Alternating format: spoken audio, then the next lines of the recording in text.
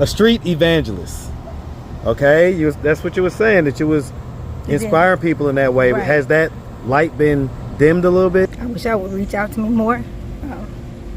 Come see me more. Or come see how I'm doing. How do we get God back into this?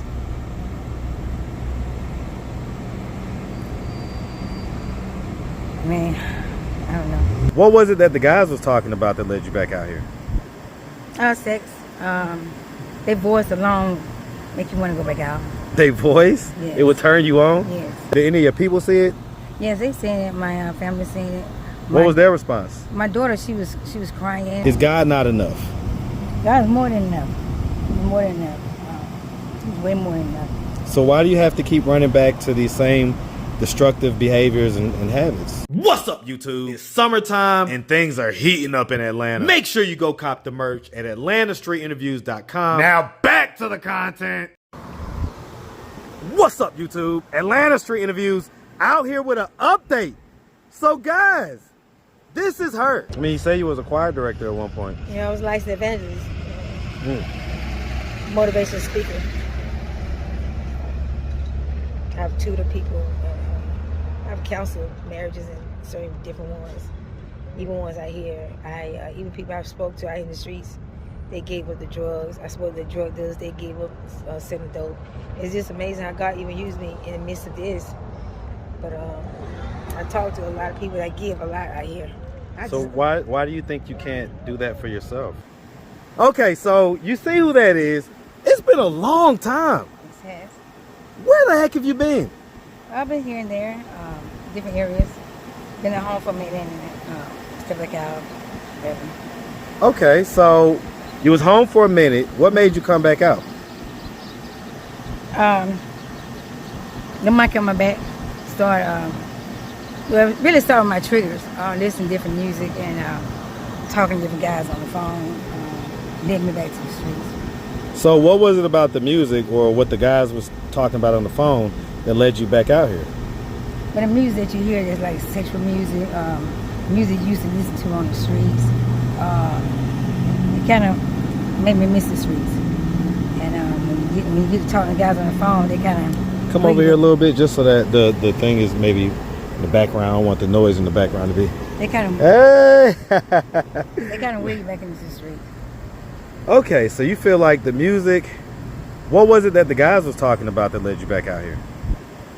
Sex. Their voice alone make you want to go back out. Their voice? Yes. It would turn you on? Yes. Okay.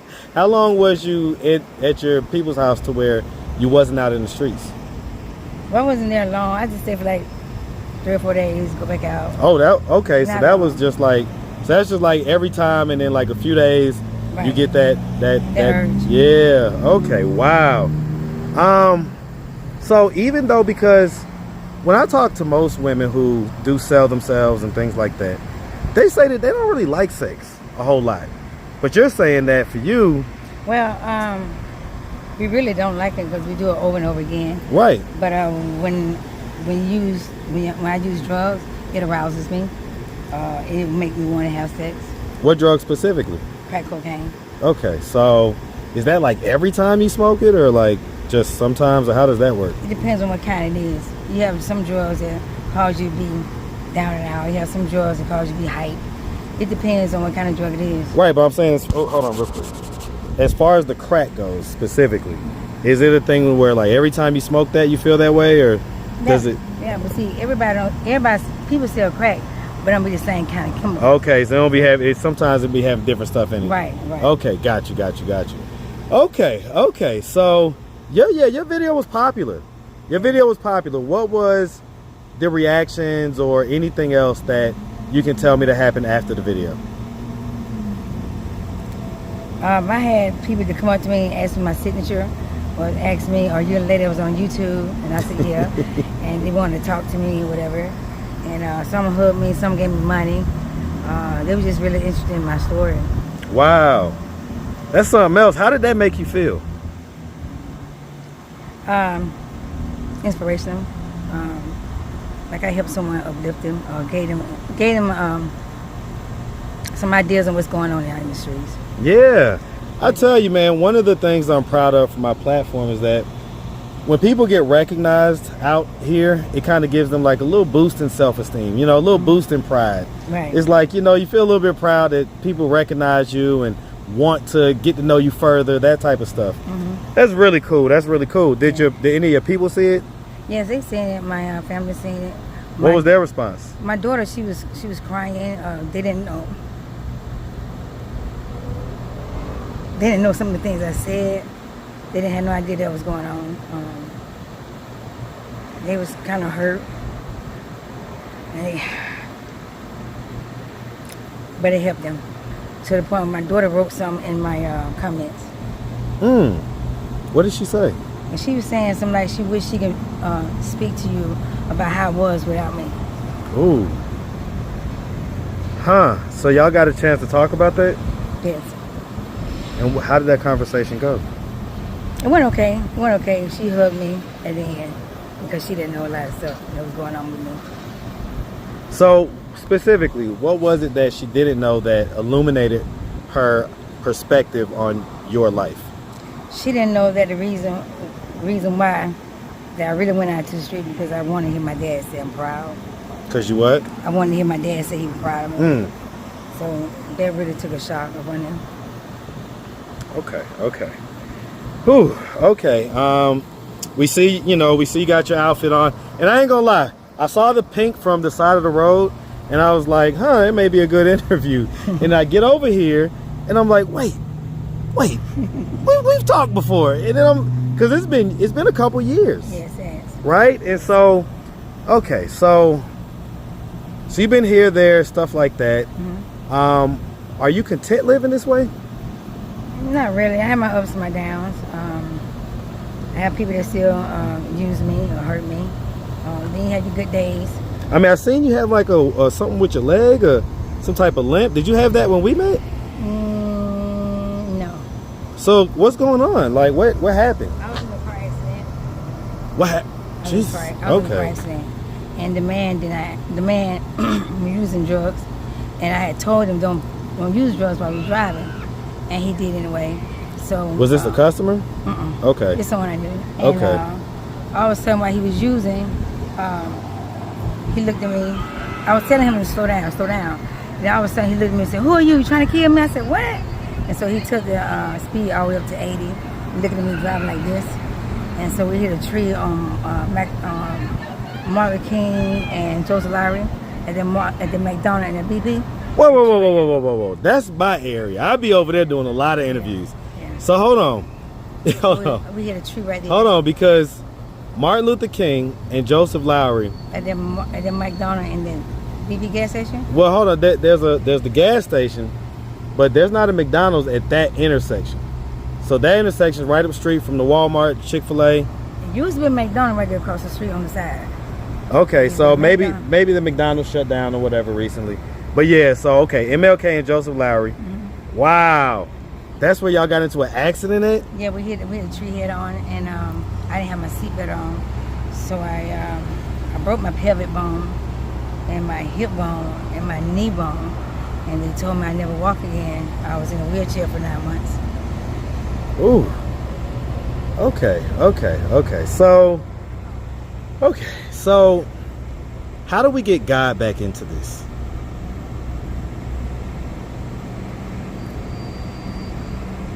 Man, I don't know.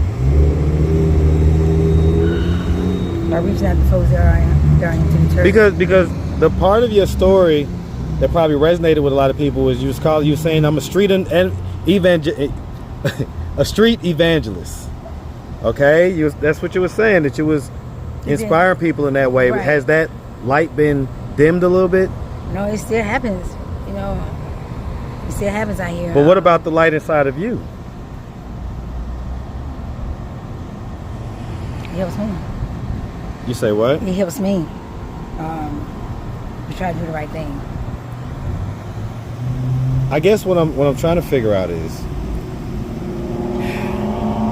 God not enough? God is more than enough. He's more than enough. He's way more than enough. So why do you have to keep running back to these same destructive behaviors and habits? First of all, I'm not perfect. We all fall, don't make you a failure. You see, and I tried. God knows the desires of my heart, and you know, as long as you have a desire to want to do what's right, He got you. That's what I feel. You know, Okay. There's a lot of people don't have a desire to do what's right, but I have a desire to do what's right. When is that desire going to overpower some of these other, more, like I say, destructive urges? I don't know what the future holds. I mean, it could be now or next 5 minutes. I don't know, but hopefully soon. Okay. So you and your daughter were able to talk, and you know, sounds like your kids.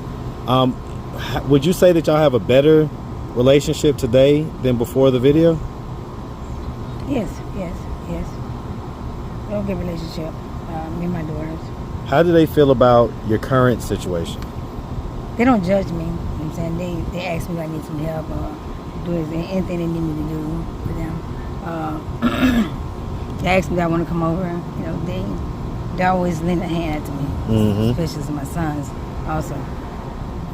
Yeah, I mean, I can't imagine. You know, I'll be honest. I'm sure it probably breaks their heart to see their mom out here like this. You know, if they're thinking in their head, but they're maybe too scared to ask, like, what is it going to take to get you to stop? What would be your response to that? To be delivered. You say what? I mean, what's going to take me to stop is to be delivered. To be delivered? Yes. From it all. It's just a surrender. What are you not surrendering to? Myself. I surrender part, but it takes all of me to surrender to God. And it's hard for me to. Because part of me just don't want to, because I like the lifestyle of this. So is that something to where you can't just kind of like come to terms with that? Like, all right, well, maybe, you know, I'm not this holy sanctified person that I want to be. You know what I'm saying? Maybe I actually really just enjoy these other things. And unfortunately, that's kind of where I'm at right now. Right. Because it seems like torture if you're not like just like able to just kind of live the way you want to live. You know what I'm saying? Like, I ain't saying that you shouldn't have boundaries and, you know, things that kind of prevent you from going off track like this. But ultimately, if you like this stuff, I don't know, maybe there's a way to combine it, you know, where you can be, you know, doing what you do, but then still, I don't know. I'm just thinking out loud, but I don't know. Like I say, I mean, if my mom were out here selling herself, just to speak frankly, it would be embarrassing. It would be humiliating, demoralizing. Is that, you don't think about, do you ever think about that stuff? Like how it affects the kids and stuff? Absolutely. What are your thoughts when you think about that? I want to change. I think about that they hurt and what it'd be like if their friends knew about me, and other family members know about me. What would they say? Because nobody really came to me and told me how they really feel. How does that make you feel? Like, not interested. Like they don't care? Like they're not interested in knowing.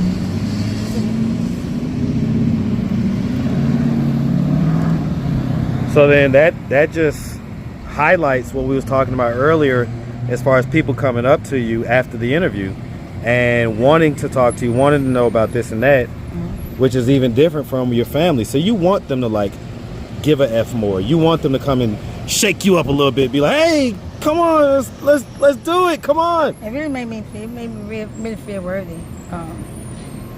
It was so soothing. I felt love. Come out the interview? No, with the people that came up to me and they hugged me. Right, after the interview, right. They hugged me and I don't even know who they are. But they just stopped us in their cars and they said, hey, are you the one that was on here? I said, yeah. Oh, we love your story. And they jump out of the car and they hug me and they give me money and stuff. So you was just saying, if I'm hearing you correctly, that you did wish that your family like just showed maybe a little more concern. But then my family have shown a lot of concern, but I'm talking about outside of my children, outside of my siblings, people like aunties and cousins. Right, that's what I'm saying. Right, like your extended family. Right. No one have never asked me what makes you get on drugs? Nobody ever Well, asked me about my one of the lifestyle. things that we do on this channel is we talk to people when they're not right in front of us. So this is your chance. Tell them how you really feel about that. Like, maybe they never knew. Maybe they never heard it. Maybe they thought you just wanted to be left alone or whatever. But look them in the camera. Look them dead in this camera. And talk to them and tell them how you feel about that. This is your time. Go ahead. I wish I would reach out to me more. Come see me more. Or come see how I'm doing. Phone call when hurt. Just let me know you care. Sometimes I feel left alone. I hear by myself in the dark at the wall. It hurts. Okay, well, listen, I mean, it's sometimes just able to just get it out. Because you never know what's going to come back. You know, and like I say, they may not have ever known that you felt this way. Right? A lot of people these days assume people just want to be left alone and things like that. But a lot of times, certain behaviors and certain things are really just to cry out for help. Right. Right? And so, whew, all right. Well, listen, miss, we appreciate you taking the time, giving us this update. This random update. Shout out to my barber, J-Rock. I just got my hair cut. And I decided to not get on the highway and to ride through the streetway. And then, boom, here we are. So, like I say, we definitely appreciate you. If anybody out there wanted to reach out, help, or donate, do you have a way for them to do that? Social media, Cash App, anything like that? Yes. What is it? You can cash out me $, ACEETRA STANLEY #1. Okay. Any IG or Facebook? Huh? Any Instagram or Facebook? I'm on Facebook. Huh? I'm on Facebook. What's your Facebook again? Same thing. What is it? I don't remember. ACEETRA STANLEY. Okay, same thing. Got you. All right. Well, like I say, miss, we definitely appreciate you. Definitely wishing nothing but the best. All right? All right, thank you so Make much. sure you have a good one, sweetie. You too.